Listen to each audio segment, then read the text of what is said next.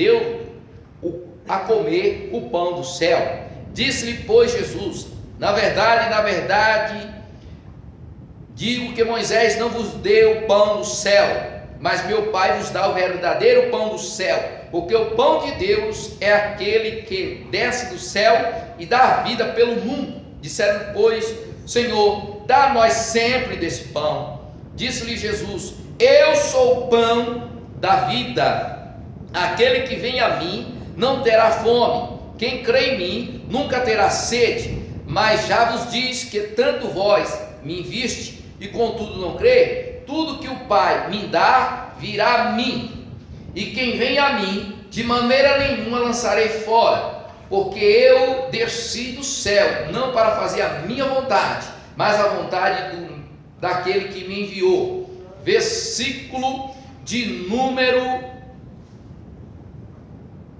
50, versículo 56 diante. Quem come a minha carne, bebe o meu sangue, permanece em mim e eu nele. Assim como o Pai que vive me enviou, eu vivo pelo Pai. Assim quem de mim se alimenta, também viverá por mim. Este é o pão que desce do céu.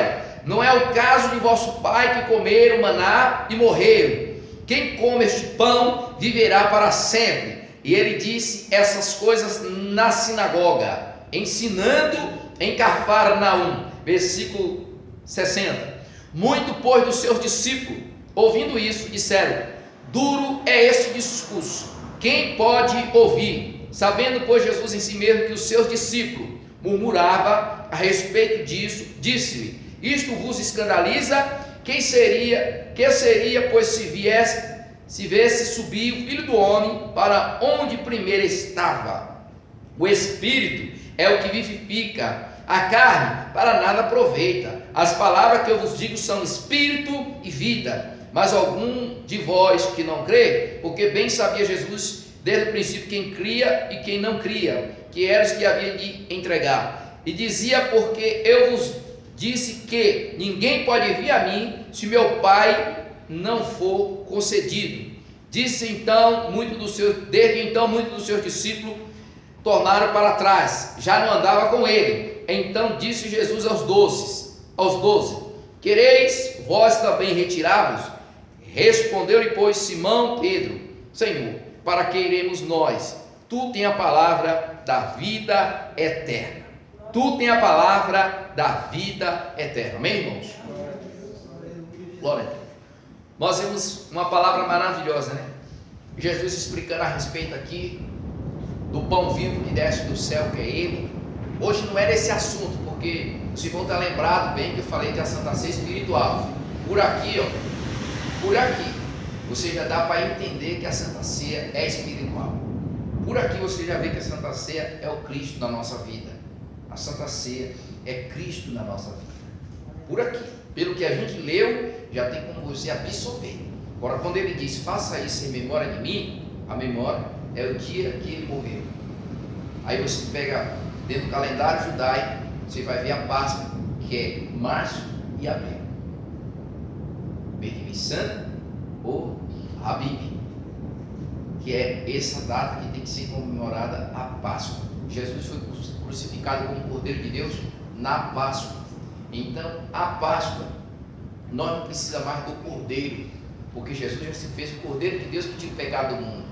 Mas a gente tem que participar sim do pão sem fermento, porque o pão sem fermento, ele disse: faça isso em memória de mim. Então, nesse período, a gente tem que estar participando do pães asmos, do pães sem fermento e do vinho sem mistura.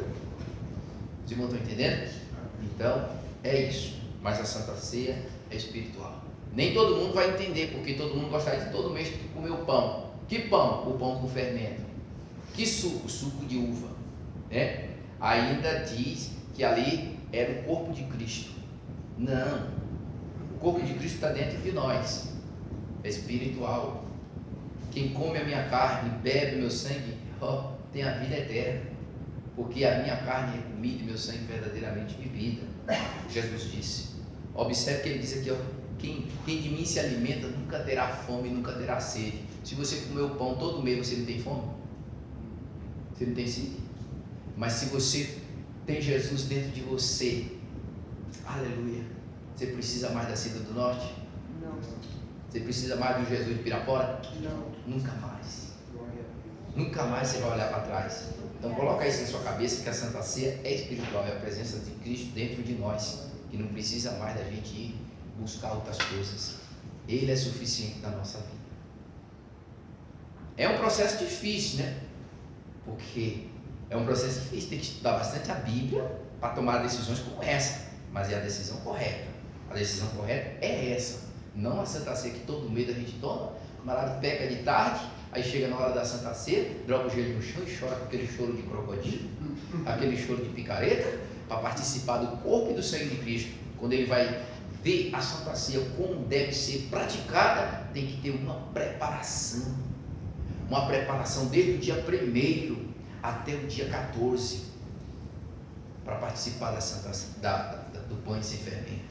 Tem que haver uma preparação, não tem que ter fermento na casa, tanto faz na casa como na casa espiritual, não tem que ter nada na casa espiritual. Eu já falei sobre isso e hoje a gente não vai estar falando, a gente vai estar falando a respeito mais março, se Deus permitir, a gente vai estar participando, e não é nem em janeiro, é no calendário judaico. Se fosse no nosso calendário era em janeiro, mas é no calendário judaico, como ele disse, vale tanto para o natural como para o estrangeiro, e nós somos um estrangeiro enxertado no natural, diz Paulo.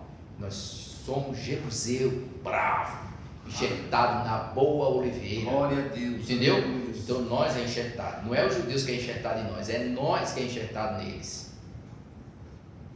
Então a gente tem que cumprir o que está no calendário dele. Pastor, mas a gente vai voltar a sacrificar? Eu já disse que Cristo já se sacrificou.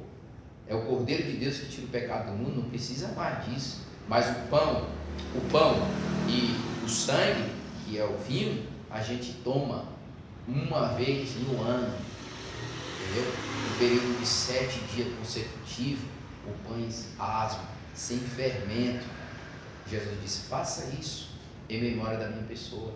Você, no mundo circular aí, da dia de finado, todo mundo faz em memória do morto, aqueles que não conhecem a Deus, né, pastor? Vai acender vela, não está acendendo vela nem em memória da pessoa que morreu? Sim. Sim ou não? Sim. Mas Jesus ressuscitou, está vivo, viu? À direita do Pai, intercedendo por nós, e um dia vai voltar para colocar todas as coisas no seu devido lugar, né? Aí não vai ter mais estátua de lá, um marceneiro lá em cima, não vai ter. Essas são as coisas de Deus, entendeu? Então veja bem, irmão, o que eu quero falar a respeito da doutrina. Doutrina não mata ninguém, pastor. Doutrina não mata. Quer ver uma coisa? O sábio Salomão diz: qual pai que não corrige o filho? Paulo diz que se nós estiver sem disciplina, somos bastardo e não filho. Um pai, uma mãe que quer bem o filho, vai corrigir. Isaías também escreveu. Isaías diz que o pai corrige o filho, a quem ama e a quem quer bem. Agora, irmãos, imagina que Deus, como pai, vai deixar nós sem disciplina. Não deixa. Quando nós olhamos para o livro de aos Hebreus, capítulo 12, versículo 11, diz: na verdade, toda correção, ao princípio, quer dizer, ao princípio da correção, não parece ser de alegria ou gozo, senão de tristeza. Mas o segredo não está na hora da disciplina ou da correção, o segredo está depois. Depois produz um fruto de justiça. Maravilha, Jesus. No exercitado por ela, quer dizer, aquela pessoa que pratica, que obedece à disciplina, à correção. Depois ela conta as coisas maravilhosas. Agradeço ao meu pai que me corrigiu, agradeço a minha mãe que me corrigiu, agradeço ao meu avô que me corrigiu, a minha avó, para que possa estar reconhecendo a grandeza de Deus e dos seus pais que querem bem. Então veja bem, irmãos, se doutrina não mata ninguém, há um provérbio mundano, e aqui tem mulheres guerreiras nesta noite. Cadê as mulheres guerreiras? Está aqui ou não está? Está aí, ó. Está um pouco meio com frio, mas estão aí, né? Você vê que há um provérbio mundano que diz que pé de galinha não mata.